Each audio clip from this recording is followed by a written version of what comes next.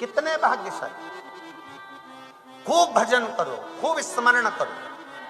अमावस्या के दिन प्रदोष काल में, प्रदोष के समय पर, प्रदोष काल में शाम के समय पर जाकर किसी भी नदी, तालाब, बावड़ी, कुआं, कहीं ना कहीं जो आपके पास में हो, वहां पर एक घी का दिया, बत्ती का मुंह दक्षिण की ओर कर कर अवश्य जला कर जाना। सारे पितृदोष समाप्त हो जाएगा, सारा पितृदोष समाप्त। अमावस्या के दिन किसी भी जलाशय के पास में, नदी, तालाब, बावड़ी, कुआं, जो आपके शहर में, आपके गांव में, आपके नगर में हो, वहां जाकर लगा दे। अगर नदी, तालाब, बावड़ी, कुआं नहीं है तो पीपल का वृक्ष हो या बेलपत्री का वृक्ष हो या बट का वृक्ष हो, उसके नीचे लगा दो प्रदोष काल में। पर अमावस्या के दिन लगाएं जरूर। क्यों?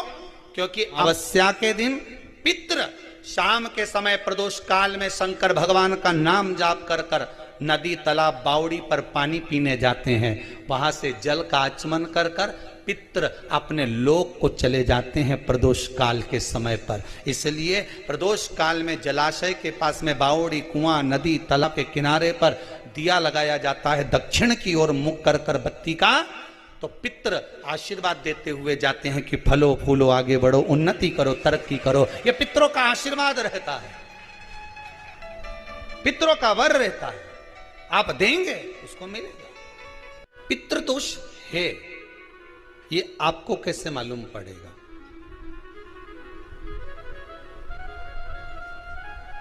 पितृ भूखे हैं, इसका तो वर्णन हमने पहले कर दिया कि रात्रि को जब आप सोने के बाद में 1-1.5 घंटे बाद अगर आपकी नींद खुल जाए, 1 घंटा 1.5 घंटा आप सोइए, उसके बाद जो नींद खुली तो 1-1.5 घंटे तक अगर आपको नींद नहीं आ रही है, रात्रि को सोने के बाद में 1 घंटे बाद जब उठे तो आपको प्यास लग गई, भूख लगने लगी, प्यास लगने लगी कि मेरे को पानी पीना पड़ेगा, घबराहट हो रही, पानी पीना पड़ेगा। 1-1.5 घंटे सोने के बाद अचानक नींद खुले और आपको प्यास लगे, समझ लेना आपके पितृ भूखे हैं और प्यास है।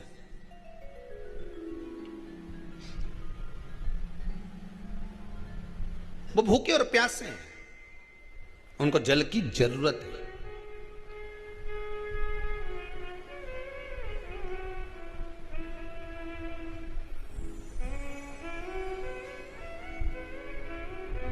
किसी भी नदी में, सरोवर में, कुंड में, बावड़ी में, तालाब में, आप तीर्थ में जाकर जब स्नान करते हैं तो स्नान करने के बाद एक काम का नियम बना लो कि अपने हाथ की अंजलि में जल लेकर अपने पूर्वजों को देना। प्यासे रहते हैं, भाग मांगते हैं।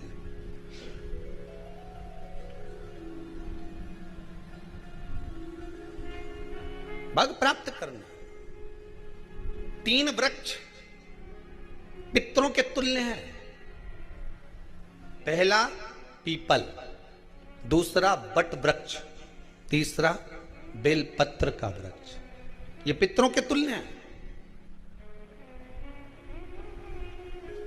अगर आपको रात्रि में नींद नहीं आ रही है, ऐसा लगता है कि रात्रि को 1 घंटा 1.5 घंटा सोने के बाद कुछ गलत गलत विचार आने लगते हैं, नींद सुबह 3 बजे तक, 4 बजे तक नहीं आती, 4 बजे के बाद फिर नींद आती है, तो एक प्रैक्टिकल जरूर कर कर देखना। एक प्रैक्टिकल करने में क्या जाता है, प्रयास करने में क्या कुछ जाता है क्या? प्रैक्टिकल कर कर देखना कि कहीं सीवर वाला महाराज झूठ तो नहीं बोल रहा, तो प्रैक्टिकल करने में कुछ नहीं जाए। 1 लोटा पानी लो, उसमें थोड़ा सा कच्चा दूध डाल लीजिए, बेलपत्री का पेड़ या पीपल का पेड़ या बट का पेड़, इन पेड़ के नीचे ले जाकर उस दूध को दोपहर में सुबह 10 बजे से लेकर 12 बजे के बीच में ले जाकर चढ़ा दीजिए। रात्रि को फिर ना आपको प्यास लगेगी, ना भूख लगेगी, नींद एक बार लगी तो सुबह ही खुलेगी। प्रैक्टिकल करने में क्या जाता है? पानी डालने में तुम्हारा कुछ जाएगा? अरे बोलो तो सरी, हमें 10 रुपया का दूध जरूर उसमें, और तुम इतनी चतुर हो, इतना सारा दूध थोड़ी डालोगी, तो 2 चिल्ला डालोगे। कहाँ तुम इतना डालने वाली हो है?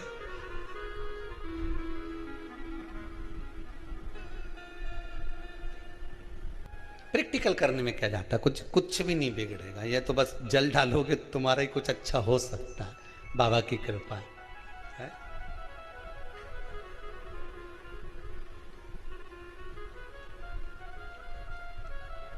तीन वृक्ष पितरों के तुल्य हैं। पहला जम के बोलिए पीपल, दूसरा बट वृक्ष, तीसरा बेलपत्री का वृक्ष। तीन पीपल के वृक्ष में 52,000 ब्राह्मण एक साथ निवास करते हैं, इसलिए पितृतुल्य है। बट वृक्ष ब्रह्मा जी के मस्तक से बना, इसलिए पितृतुल्य है। और बेलपत्री का वृक्ष माता पार्वती जी के अश्रु से बना। जब आंसू गिरे थे माता जगत जननी जगदम्बा पार्वती के, उस समय पर पितृलोक में हलचल उत्पन्न हो गई थी। हमारी नातिन की आंख में आंसू कैसे आ गए? मैनावती की पुत्री है,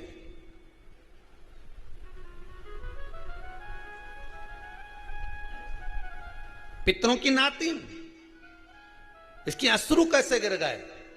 पार्वती जी ने कहा ये आंसू नहीं, मेरा पुण्य भाग प्रकट करती हूं बेलपत्री के रूप में। तो पितरों ने वर दिया था कि ये बेलपत्री का वृक्ष हमारा आशीर्वाद है, इसके नीचे अगर कोई दीप लगाता है, शिव को स्पर्श कर चढ़ाता है, उसके पितरों की शांति होगी। हम स्वयं उसको आशीर्वाद देने के लिए पधारेंगे। बेलपत्र का वृक्ष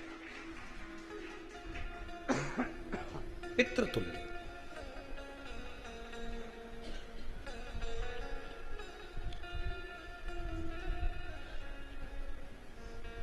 तो रात्रि को अगर भूख लग रही है, प्यास लग रही है, तो पितृदोष है। दूसरा पितृदोष का लक्षण बताया, घर में कोई शुभ कार्य ना हो, वंश की वृद्धि ना हो। 1 रुपये कमाओ, 1.25 रुपये खर्च हो रहे हैं, पैसा 10 जगह से कमाई आ रही है पर घर में टिक नहीं पा रही है, आया गया, पितृदोष।